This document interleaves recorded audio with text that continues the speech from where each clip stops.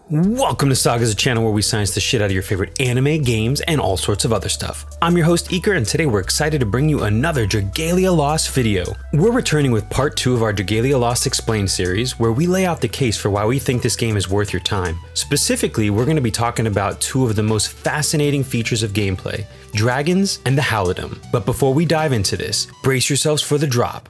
Hit it!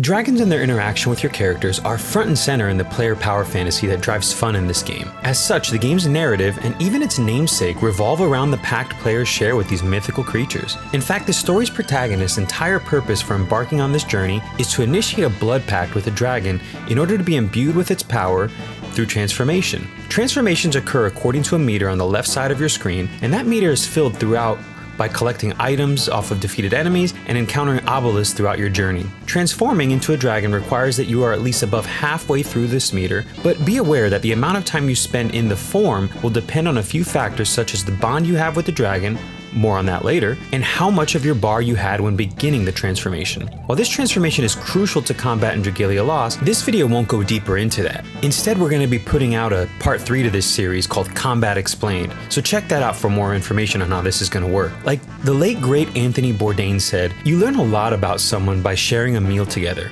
and dragons are no exception to this rule. So let us begin our journey into better understanding the role dragons play in this fantasy by enjoying a meal with them at their home. The Halidom is a sacred place for your character. Here we enjoy a mini sandbox builder where we can enhance our overall experience through building structures that provide us with resources or the ability to perform previously hidden actions. An example of the former is the rupee mine that provides players with a constant source of rupees outside of those gained throughout playtime. The latter includes buffs to characters and crafting areas like the smithy and various elemental altars. What does the Halidom have to do with dragons though? Well, one of the structures within the Halidom is a dragon's roost. More importantly, it's a place where we can perform tasks that increase our bond with the dragons, allowing our adventurers to enjoy extended shapeshift durations while in the form. The primary method for doing this appears to be feeding them specific food. In particular, they seem partial to fruit, +1 to them for good taste in food.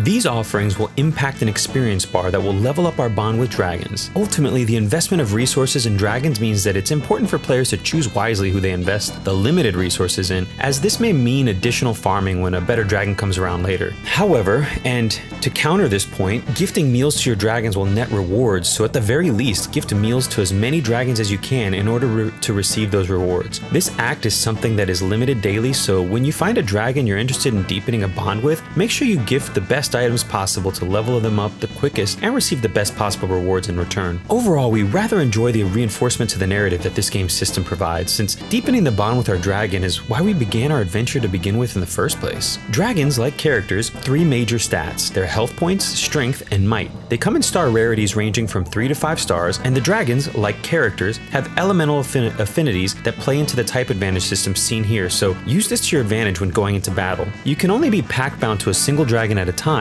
and cannot switch in combat. We're highly confident that changing packs will require some time and possibly resources to be used at the Dragon's Roost though. Dragons are acquired through the story mission as well, and or summoning. When summoning, you'll see various icons appear on the altar, such as this summoning stone, which can appear in various rarity colors. It's likely that this is what signifies a dragon pull from the gacha system. The 5 showcase legendary dragons we know of are Midgard Sormer, the Lord of Storm, Element type Wind, Brunhilde, the Flame Worm, Element type Fire, Mercury, Mistress of the Tides and Ruler of the Waves, of course Element Water, Jupiter, Lord of Thunder. Oops, sorry, I must have gotten my scripts mixed up with my review of the newest Thor movie? No? Okay, yeah, apparently this is the real Lord of Thunder, Element Light. And finally, Zodiark, Darkness Incarnate, Element type? Duh, Darkness. With their powers combined, they form Captain Planet. No, they don't. Actually, there were a couple other dragons showcased, such as these cutesy drakes and half-human phoenix-looking chicks, but if there is at least one thing that we know for a fact about dragons, is that there's going to be so many more to summon, so consider this just a taste. First dragon's free, the next dragon's twice the full price. That's gonna do it for us today, folks. We hope you enjoyed this video, because if you did and don't want to get Dragalia lost on your way back, then hit that subscribe button and give the video a colossal like. Make sure you adjust your notification settings as well, so you can be notified the moment we go live with the third installment of this series, where we go deep into the game's combat systems and give you tips and tricks to make the most of it on day one. Until then, have a great day.